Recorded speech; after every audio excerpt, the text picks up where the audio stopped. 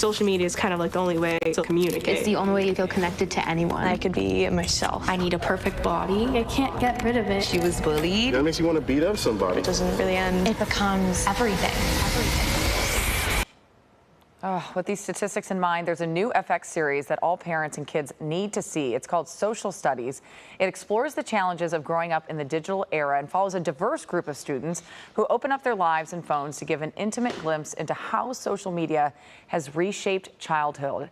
Filmmaker Lauren Greenfield joins us now to talk about this, and this is such an important topic. I was telling you I've been fascinated by this topic of conversation and what you've found. Can you talk about why you wanted to enter this space? It was somewhat based on a project you had done earlier. Absolutely, yeah. I started photographing kids looking at youth culture in the 90s, and specifically was looking at how they're affected by image and celebrity and fame and materialism, and seeing how all of these things were amplified in the social media age and how kids were so much more influenced by media. I wanted to go back. I grew up in LA myself, but things had changed a lot. When I did that project, I was almost a teenager myself. Yeah. That was my first thing. And then as a mother of teens, seeing how it affected my own kids, I wanted to go back. Well, you did follow students in Los Angeles over the course of a year. What I find interesting is you did it in 2021. As kids are coming back after the pandemic, they've been doing all of their learning online, all of their socialization online. So what did you find, when we're talking about some of these statistics of depression and anxiety? Yeah, I mean, I think that a lot of what you said in your statistics and your intro are what I found, but here we get a chance to see it in the lives of kids. I filmed for 150 days. We get a window into the secrets of teenage life, and we see all of the problems from bullying to body image struggles to racism to mental health struggles, how kids learn about sex, pornography from social media, even issues of suicidal ideation. But it's all from the point of view of the kids.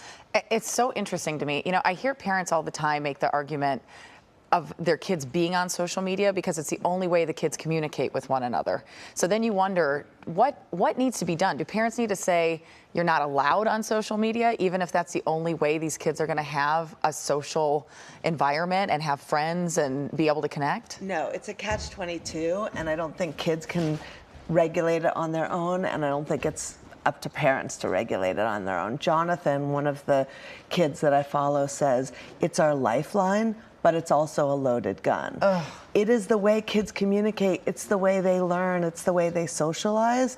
But there's also so much that we don't want them exposed to. So we need regulation like all other media. We need the tech companies to take responsibility.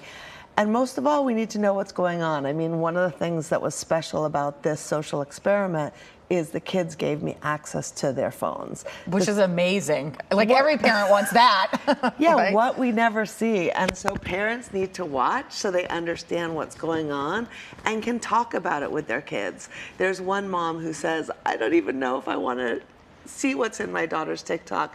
No, we need to know. We need to know. And we actually did a parent guide so parents could discuss. And I think for both parents and kids, it's relieving to know. Yeah, it's almost information is power, right? When you talk about regulation, we just had the Attorney General on for the state of California. You have all these Attorney Generals across the country now suing TikTok, saying a lot of what you're saying, that it's detrimental to these teens' health. So you do have some steps being taken there. What do you hope parents and teens take away after watching your docuseries? Well, there's one mother who talks about whose son died by suicide and says that parents need to stop talking and start listening. I think this show is a chance to listen to the kids. Most of them say they would prefer to live in their parents' generation before this existed. Wow. They kind of give us a roadmap for what to do, and I think having these conversations is so important. Added on to regulation, added on to, I love what California is doing about restricting and limiting it in schools, but that's not enough because it's so addictive and the algorithm is made to keep it addictive. To keep it addictive, and does it by exploiting teenagers' most sensitive flaws and vulnerabilities. And I think the teenagers in this show did a big thing, opening up their lives, opening up their privacy, being vulnerable, because they want people to know what's going on. Well, I'm so glad they gave you access. I'm so glad we're able to now watch this. Thank you so much for being here. We really appreciate it.